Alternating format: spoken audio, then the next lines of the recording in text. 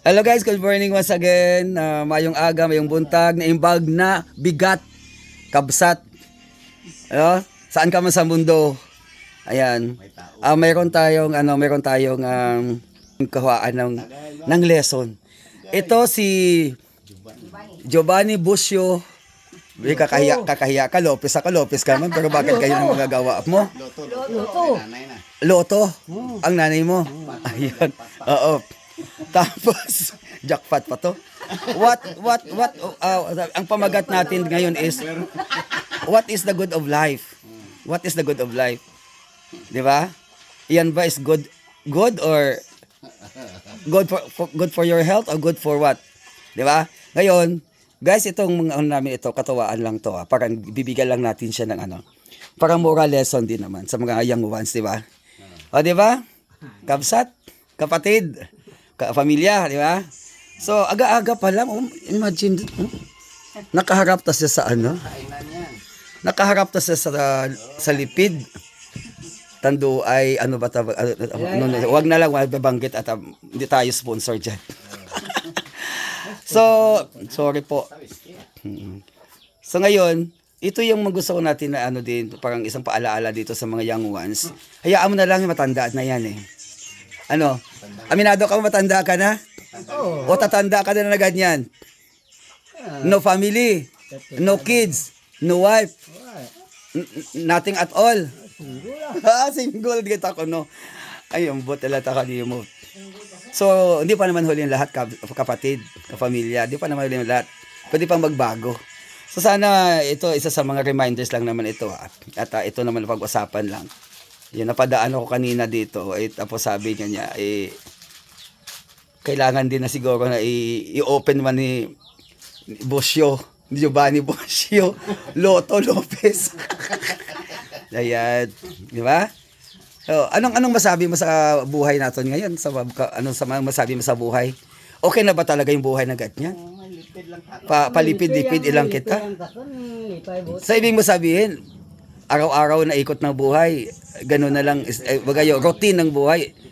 From morning, tanghali, hanggang evening, another morning, gano'n na lang ba yun? Oo. Ay, susunod. Pag may paubod ka, maubod ako. Ay, paano na lang future natin? Di ba? Ano lang future natin dito? Yan ka, may trabaho. Ay, kaya nga, pag trabaho ka, dapat mag-save ka ba? Para siyempre, pagtanda natin, lalo, para tayo single, Wala tayo, sino taga-ulit, buli mo.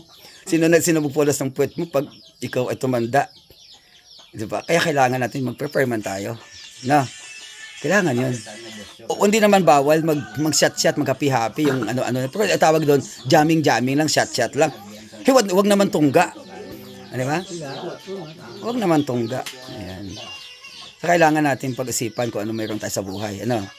Kapatid, kapamilya, kahut-hutan, katagayan. Ayan. O tapos, ayan pa, nagaburot pati imo nga bibig ng sa dragon katimo. Ano ba yan? Tapos sabayan mo pa ng ganyan. Saan mo pupunta yung Saan mo pupunta yung katawan natin? Ito pa yung kapatid lang ito, di ba? Siyempre pamilya tayo, di ba? O, mas maganda kung makinig ka din minsan-minsan. Di ba tong? Baka minsan wala pang nagsabi sa kanya, di ba, kung anong buhay. Di ba? Siyempre, may mga tao tayo sa paligid minsan na they don't care about, di ba? Di ba? Yung they don't care about you. Di ba? Kasi minsan, ayaw lang naman nila kasi na magsalita. Basi ma-offend ka, magalit ka sa kanila. Pero dapat matuto din tayo na umintindi. Halimbawa, tulad ngayon, matagal na panahon tayo nagkasama, maliit pa ako, di ba?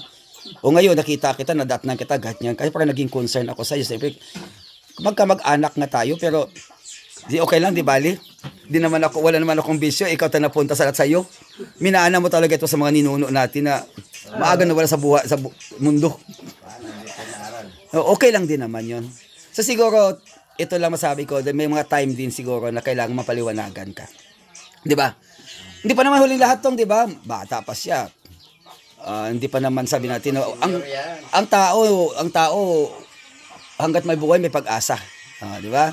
Ang kailangan mo i-accept mo lang kung paano tanggapin ang pag-asa na naghahugat kanimo, nag-iintay sa iyo, di ba? Ayun. O, di ba? Katotoo naman, oo. Sige lang, sige lang. 5 pa? Oo. Ano 5? Ha? 5 lang ito. Ibig mo sabihin 55 years old ka pala ngayon. Oo. O, tingnan mo nga. Kaya Ay, wag. ano, pag kami ngayon ko doon. Ay, kaya nga, ikaw, huwag mo malang sayangin yung buhay. Ha? O, kaya nga, sana maabot pa yung senior citizen mo. Maka-enjoy mo pa yung ang pribilehiyo na binigay ng gobyerno kanaton para ma-enjoy mo man tayo pag yun. So sa sunod mag-usap tayo ulit, no? Ayun. So wag ka lang mo-offend ka na ako, no? Wag ka lang wag ka lang mag-got-got. Baka sabihin mo si Uncle Noel Tana ginakuha na gitakon sa kabuhi ko, sa buhay ko. Hindi naman ganoon. Kasi pasalamat ka nga kasi may nagki-care na sa'yo. Dumating na ako kaya isa-isahin ko na kayo. No? Oo. Kasi hindi naman yung nakita yung bisyo ko na katulad sa inyo, di ba? Siguro basihan kung bakit nagsasalita ako kasi yung ginagawa niyong bisyo wala sa akin. So ako siguro makapag-advise. Pwede naman kayo, allowed naman kayo mag-shot-shot, pwede naman kayo mag-jamming-jamming. Pero huwag naman ganito na wala pang laman yung tiyan mo, mabubutas ang tiyan mo niyan. Acid yan eh, alak yan. Alam mo sa health natin, ayaw nang atay yung too much of alcohol. Kasi ayun ang nag-aano kasi ang atay natin, dumadaan kasi siya, nagpi-filter kasi siya, naglilinis. Oo, di ba? So, kayang sakit mo mangyari, peptic ulcer or something, colon problem or stomach. Kasi nga yun ang problema. O what empty stomach ka, wala ka pa tang kinain, kumaon ka na ba? Oo. Nagkaangkay kanon, kumain ka na ng kanin. O yun. O, kailangan medyo may laman pag mag-shot kasi para mayroon siyang may cover siya sa o ganun lang kailangan. Wala mang bawal. Ang sabi nga sa Bible, bawal ang maglasing. Pero hindi bawal uminom. Tama? Bawal yung lasing. O maglasing bawal kasi pagkalasing ng tao nakakagawa na yun ng mga masama. O tama. O punto. Alam mo pala. O dapat panghawakan natin yan, ano. O sige, inom lang tayo pero hanggang doon lang. Walang lasing, walang away, walang gulo. Ayan. Ay, mabuti naman. O, sige. Tama lang yung kaya nag-iwan yung katawan sa bahay tapos wala ng gulo, wala ng ano. Okay, sige. Sige. Salamat sa time. At siguro may mga lesson din na makukuha dito, no? Sa mga viewers natin. Okay. Oh, God bless us sa'yo. Next time uusap tayo ulit. Oh, thank you. Okay. God bless. God bless. Bye-bye. Oh guys, paki-share lang din itong ating mga mensahe na to kasi maraming mga young ones na pwede mapanood dito at may aral. Salamat. God bless.